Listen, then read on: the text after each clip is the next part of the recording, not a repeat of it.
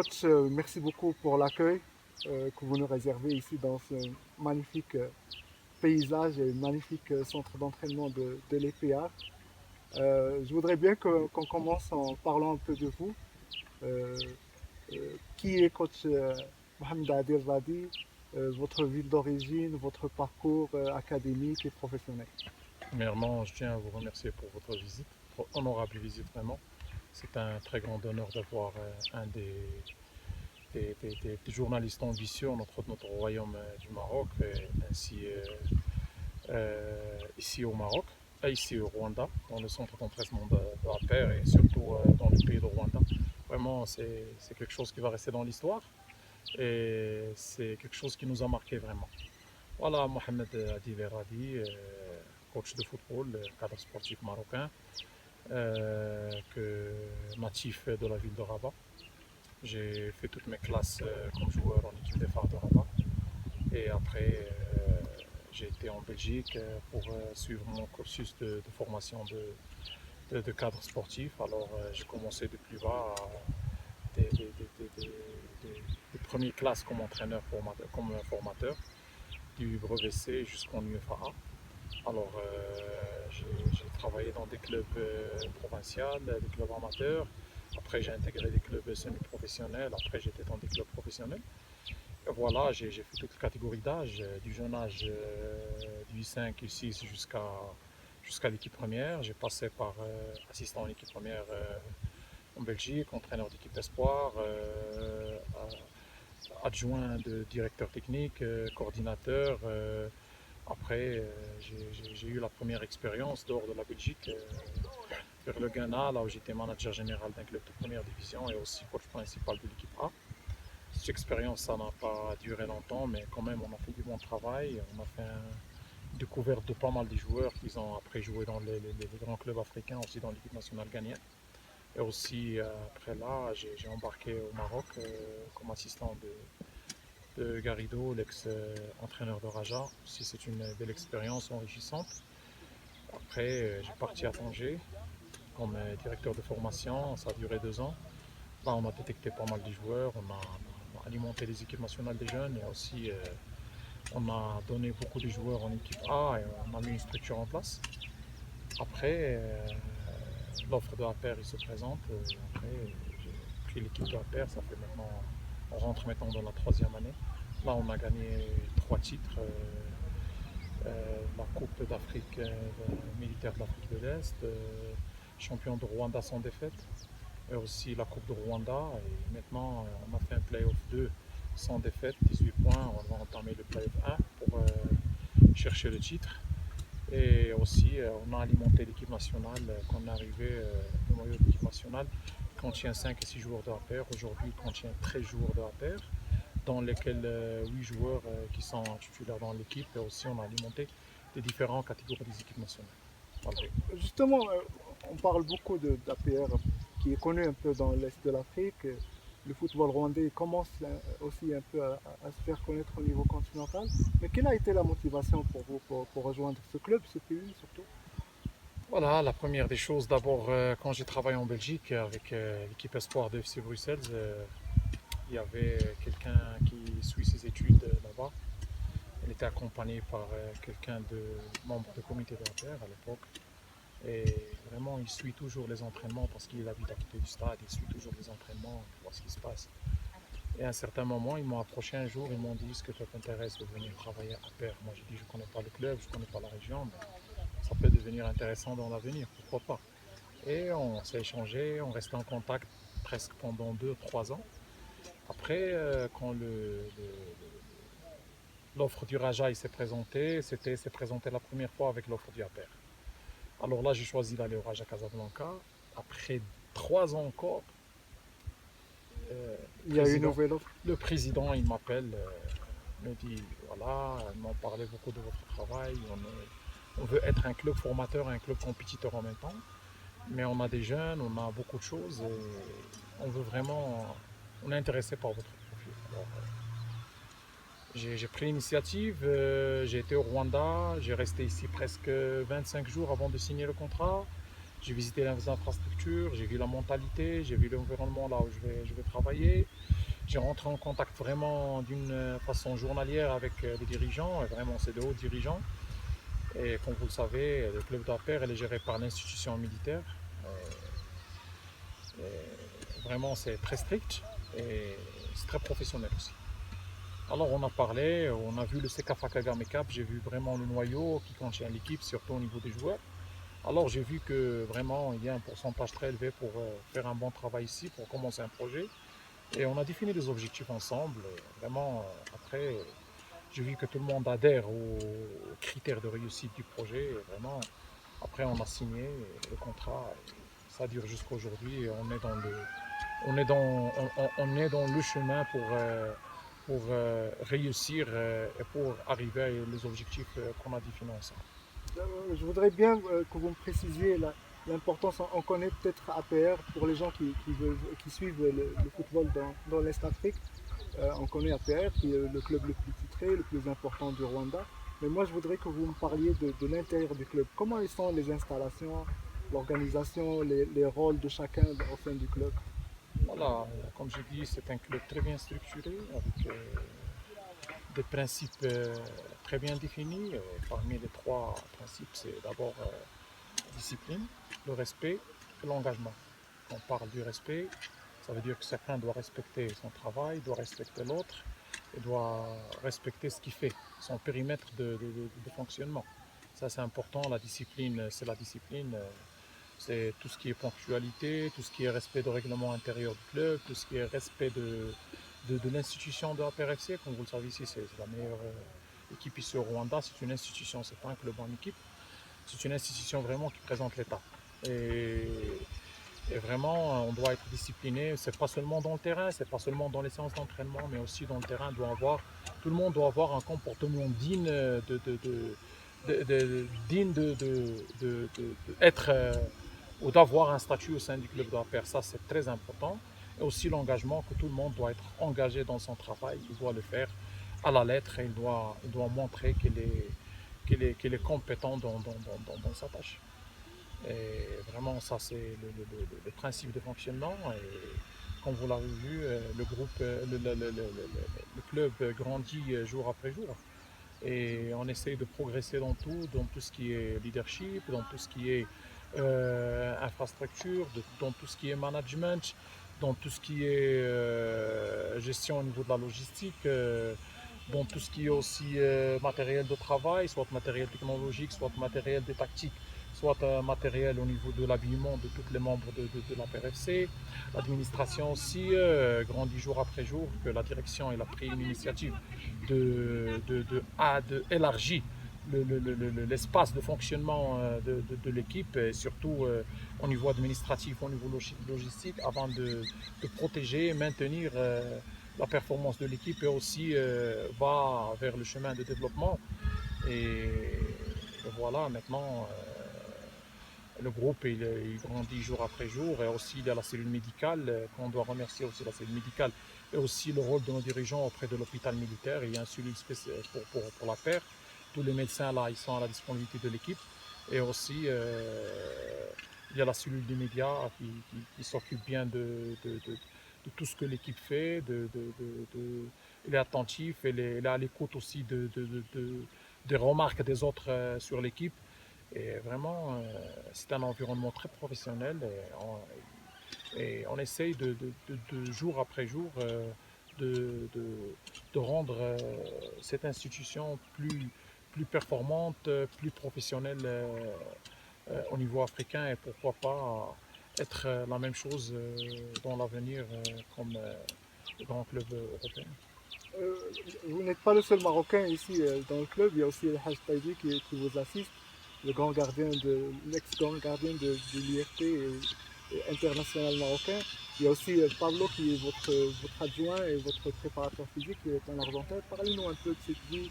Vous êtes les trois étrangers presque dans tout le club. Comment est-ce que vous gérez votre quotidien entre vous? Quelle est votre relation? D'abord, avant, il y avait trois Marocains, moi, Nabil, Braoui et Haj Tayeb. On a commencé le projet en 2019, en juillet 2019. Après, le Haj Taïb est arrivé en décembre. Après, Nabil il a quitté en février.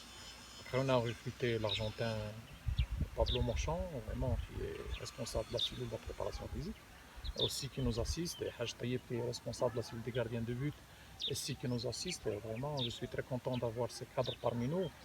Vraiment, ils connaissent très bien la conception du travail, le modèle du jeu le modèle du jeu qu'on pratique. Et vraiment, ils ont beaucoup d'expérience, beaucoup de vécu. Et vraiment, c'est une valeur ajoutée pour l'équipe, et pour le club, et pour la performance. Comme vous le savez très bien, dans le football moderne, c'est pas le coach ou le manager qui va tout faire, mais c'est un travail d'un staff, c'est un travail d'une famille. Et vraiment, il faut surtout bien choisir les membres de la famille qui doivent être dotés d'une qualité humaine performante, aussi compatible avec les principes de l'institution là où on travaille, et aussi dotés d'une compétence au niveau de la matière là, dans laquelle on exerce. Ça, c'est très important. Maintenant, on vit bien, on vit ensemble, se respecte entre nous. Chacun il fait son travail, voilà, et chacun il ramène ce qu'on a besoin pour la performance, pour l'équipe, pour les joueurs. Et vraiment, je suis très ravi de travailler avec eux, je suis très content de travailler avec eux. Et vraiment, j'ai beaucoup de respect pour ce qu'ils donnent chaque minute, chaque seconde, chaque jour pour le club de APR et pour l'effectif de APR FC. Euh, comme partout dans le monde, le football ici au Rwanda et le club ont souffert de l'arrêt pendant la pandémie de coronavirus, surtout dans les premiers mois. Comment vous avez géré ça? Est-ce que vous êtes entré au Maroc et vous avez fait les entraînements à distance ou est-ce que vous êtes resté ici? Comment ça s'est passé? D'abord, merci pour cette question qui est une question vraiment très pertinente, que je peux dire comme un grand titre que la période de Covid a retardé nos objectifs. Parce que la première année, on a resté 6 mois sans travailler, on a contrôlé les joueurs à distance avec des entraînements à distance, et on se voit chaque 15 jours pour faire les tests, pour voir comment ils sont les joueurs du près, aussi envoyer des rapports aux généraux, et voir vraiment suivre les joueurs du près. Ce suivi, je dois remercier aussi Pablo, Haj, la cellule médicale, tous les membres administratifs aussi. Je dois remercier le club qui a continué à payer les joueurs à 100% durant cette période, et aussi continuer à payer les coachs à 100%. Ça, vraiment, c'est extraordinaire, et ça montre aussi la, la volonté et aussi le respect des dirigeants du club envers leurs cadres. Mais ce travail-là a donné ses fruits pendant la CHAN avec l'équipe nationale locale, que les joueurs ils ont été bien et que la plupart des joueurs c'était les joueurs d'APR, mais ça nous a bloqué au niveau de la Champions League. Vous le savez, on n'a pas joué, on était en manque de compétition, manque d'entraînement collectif, parce que vous savez, on peut contrôler la morphologie du joueur, on peut contrôler le corps du joueur, on peut garder les joueurs athlétiques, mais les repères dans le terrain, aussi, La dynamique de aussi groupe. le contact avec le ballon, la dynamique du groupe, les repères collectifs et individuels, ça c'est irremplaçable. Et ça se passe dans le terrain, pas dans un autre endroit. Alors vraiment, ça a affecté notre performance. Mais on a gagné des choses et on a perdu des choses, mais c'est pas un problème. Alhamdoulilah, c'est Dieu qui a voulu tout ça. Maintenant, on est repris, ça fait presque 3 mois, 4 mois, on est bien. Les joueurs sont bien. Réponse à la deuxième chapitre de cette question, on n'a pas été au Maroc. Le club, il paye. Un cadre professionnel doit créer du respect pour lui. Et les assistants aussi. Ils sont là-dessus. On a resté au Rwanda, tout près de notre direction, tout près de nos joueurs. Chaque jour on travaille, chaque jour on essaye de se développer et de développer notre environnement. Et voilà, on a été au Maroc une fois, c'est pendant les fêtes de fin d'année, pas plus. Et je voudrais revenir sur la performance, enfin la contre-performance, si on veut, de l'élimination en Ligue des Champions. Vous avez essuyé beaucoup de critiques à cette époque-là, malgré toutes les contraintes que vous avez rencontrées dans ce parcours-là. Mais le club vous a refait confiance, vous avez renouvelé votre contrat et maintenant, comment vous voyez maintenant l'approche au niveau continental? D'abord, l'équipe de APR ne contient pas des joueurs étrangers. joue avec les jeunes joueurs rwandais. Et ça, c'est un défi pour nous tous. On doit faire avec. Vraiment, au niveau de la Champions League, le premier facteur, c'était le manque de compétition, le manque d'entraînement aussi collectif. Et aussi, il y avait un ou deux étages dans l'équipe, là on n'a pas été performant. Et aussi, on aurait dû faire un recrutement, mais on ne trouve pas le joueur convenable pour cette position. Et vraiment, c'était les deux facteurs clés qu'ils ont poussé vers l'élimination de la phase préliminaire de la Champions League. Aussi, je pense que si le facteur de l'arbitrage aussi qui doit progresser un peu en Afrique vraiment, parce qu'il y a beaucoup de clubs qui travaillent beaucoup. Mais tu travailles, mais vraiment, on a eu Gormaria, premier tour, mais je vous assure, on aurait dû passer ce cap. On n'a pas été éliminé dû au football, mais on a été éliminé dû aux facteurs externes. J'ai du respect pour la cellule d'arbitrage, et j'ai du respect pour les arbitres africains, mais ce qu'on voit aussi se passe pour le Raja, pour le WAC, pour tous les clubs maintenant en quart de finale, on a subi la même chose en phase préliminaire.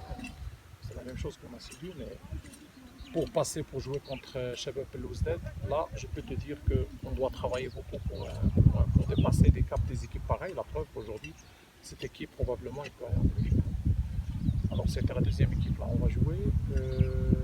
Contre Gormania, on a fait ici 2-1. On a encaissé un but dû à une erreur de notre gardien de but. Match retour, on rate un penalty à la 8e minute. On perd 1-0 à la 89e minute, un changement, le joueur qui rentre, il marque. Après, c'est 3-0 de suite de notre gardien de but de suite. Voilà. Plus le match qui a été orienté par l'arbitrage. Mais c'est une très grande leçon qui va nous faire grandir, qui va nous donner des repères pour la prochaine aventure au niveau de la Champions League. Mais si on continue à travailler comme ça, et si on continue à bien analyser tout ce qui se passe à l'Afrique et le transmettre à nos joueurs, surtout au niveau mental, parce que comme vous le savez, on a une très jeune équipe, au niveau physique ils sont bien, au niveau technique ils sont bien, chacun a sa position, son poste de travail, ça c'était bon au niveau de l'équipe nationale. Et aussi on a des attaquants qu'on doit encore beaucoup travailler avec eux, mais si on est concentré, si on a cette capacité d'analyse et si on a la bonne décision au bon moment, je pense qu'il y a moyen qu'on intègre la phase des groupes parce qu'il s'ajoute dans ces détails-là. Voilà, on doit grandir au niveau mental, on doit avoir plus de confiance et plus de capacité d'analyse et de décision qu'autre chose. Une question un peu plus technique, c'est quoi votre schéma préféré? Vous préférez jouer avec quel schéma tactique? Le schéma aujourd'hui, le schéma c'est pas important. Mais l'important c'est le modèle du jeu. Comment ton équipe te comporte quand tu as le ballon. Et qu'est-ce que tes joueurs font quand tu n'as pas le ballon. Et comment tes équipes gèrent les phases de transition. Et aussi comment tes joueurs sont positionnés lors des balles arrêtées défensives ou offensives. Je pense que c'est ça le plus important pour le moment, c'est ton module du jeu. Mais le dispositif, je pense que on est plus vers le 3-4-1-2 et aussi on est ça sur la phase offensive, un 3-5-2 en phase défensive et aussi on est sur un 4-4-2 à losange à plat. D'accord, super. Alors on va continuer à vous suivre, coach Adil. Je vous remercie beaucoup pour l'accueil et pour votre gentillesse, pour votre honnêteté aussi. Mais je voudrais quand même vous demander un petit mot pour le Maroc. Est-ce que vous avez toujours cette envie de revenir au Maroc, d'entraîner, prendre peut-être une équipe première ou une équipe nationale de jeunes? Ça c'est d'abord c'est un honneur de retourner au pays et de travailler au sein de notre pays. C'est l'objectif de chaque cadre national, de chaque cadre marocain. Et d'abord on doit remercier M. Fidjel des efforts qu'il a fait pour développer le football marocain, surtout au niveau de la Fédération royale marocaine de football, qui est aujourd'hui une référence au monde. Si on peut dire que c'est l'élitisme au niveau fédéral et des fédérations au niveau africain, vraiment, c'est une institution très respectée, très réputée, avec une structure très exemplaire, très professionnelle.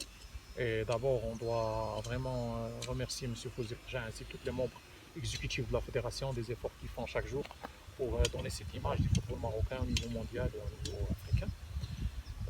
Vraiment, surtout au niveau des infrastructures, surtout au niveau des lois.